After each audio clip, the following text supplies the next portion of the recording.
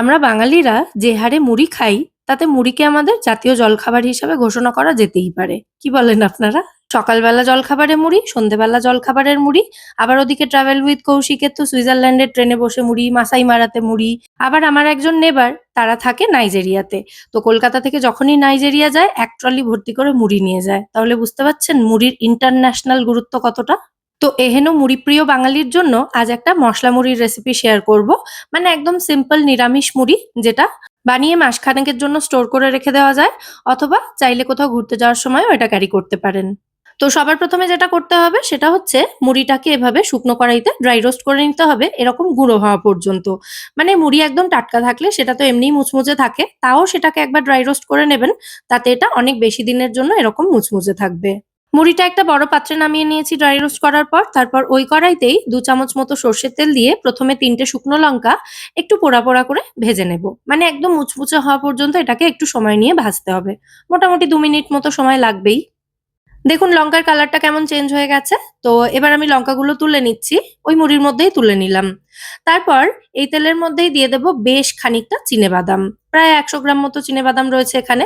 আর মুড়িটাও মোটামুটি ১০০ থেকে ১২৫ গ্রামের মধ্যেই রয়েছে। তো চিনেবাদামটাকেও খুব ভালো করে একদম মুচমুচে হওয়া পর্যন্ত ভেজে নিতে হবে। যখন দেখবেন চিনেবাদামের কালারটা এরকম হালকা চেঞ্জ হয়ে গেছে আর বাদামের খোসাগুলোও ফাটতে শুরু করেছে, তখন বুঝতে হবে বাদামটা মোটামুটি ভালো মতো ভাজা হয়ে এসেছে। তো এই সময় এর মধ্যে সামান্য কয়েকটা কিশমিশ দিলাম, এটা অপশনাল, চাইলে নাও দিতে পারেন। কিশমিশটা দিয়ে একটু মিশিয়ে নিয়ে এর মধ্যে দিয়ে দিলাম আমি ১ চামচ পরিমাণে গোটা মৌরি। চাইলে গোটা জিরেও দিতে পারেন, তবে জিরের থেকে মৌরির ফ্লেভারটা কিন্তু এই মশলা মুড়িতে বেশি ভালো যায়। আমি এখানে ২টো কাঁচা লঙ্কা ছোট ছোট টুকরো করে কেটে এর মধ্যে দিয়ে দিলাম। ঝালটা যে যেমন খেতে পছন্দ করেন সেই হিসেবে কাঁচা লঙ্কাটা বাড়িয়ে বা কমিয়ে দিতে পারেন। আর দিয়েছি বেশ অনেকটা কারি পাতা। তারপর আবারও সমস্ত উপকরণ খুব সুন্দর মুচমুচে হওয়া পর্যন্ত ভেজে নিতে হবে। কাঁচা লঙ্কাটাও যেন মুচমুচে হয় সেটা খেয়াল রাখবেন।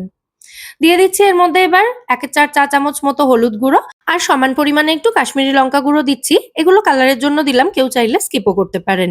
তো এবার জাস্ট ২০-২৫ সেকেন্ডের জন্য আরো নাড়াচাড়া করে নেব, যাতে হলুদের কাঁচা গন্ধটা চলে যায়। সমস্ত কিছু ভালো করে ভেজে নিয়েছি। তারপর এর মধ্যে ড্রাই রোস্ট করে রাখা মুড়িটা দিয়ে দিলাম। দিয়ে সমস্ত কিছু একসাথে খুব ভালো করে নাড়াচাড়া করে মিশিয়ে নিচ্ছি।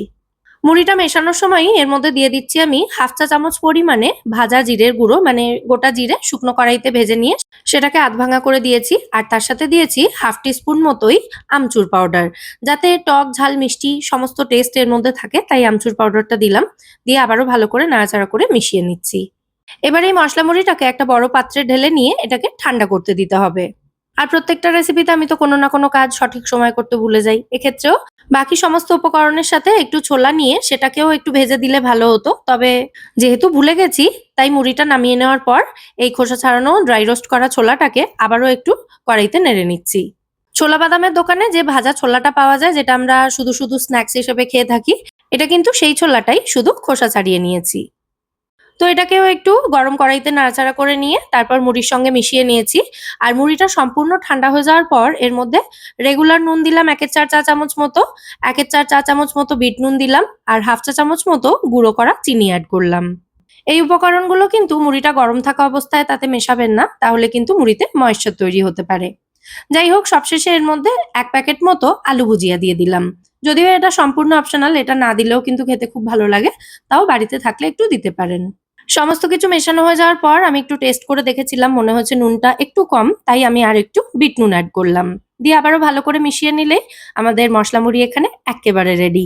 সম্পূর্ণ ঠান্ডা করে নিয়ে এটাকে কোনো হাওয়া টাইট কন্টেনারে ভরে রেখে দিন। ১ মাস পর্যন্ত এটা কিন্তু একই রকম মুচমুচে থাকবে। তারপর রোজ সন্ধ্যেবেলা এটা চায়ের সাথে খেতে পারেন।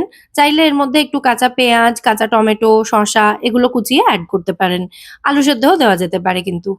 তো আজকের এই মশলা মুড়ির রেসিপিটা যদি ভালো লেগে থাকে, ভিডিওটাকে বরাবরের মতো একটা লাইক এবং শেয়ার করে দেওয়ার অনুরোধ রইল। সাথে আমার চ্যানেলটাও সাবস্ক্রাইব করে নিতে পারেন এরকমই নিত্য নতুন রেসিপির জন্য। আজ তাহলে এ পর্যন্তই। আবার দেখা হবে পরের পর্বে নতুন কোনো রেসিপির সাথে। সবাই সুস্থ থাকবেন, ভালো থাকবেন এবং সব্বাইকে খুব ভালো রাখবেন। নমস্কার।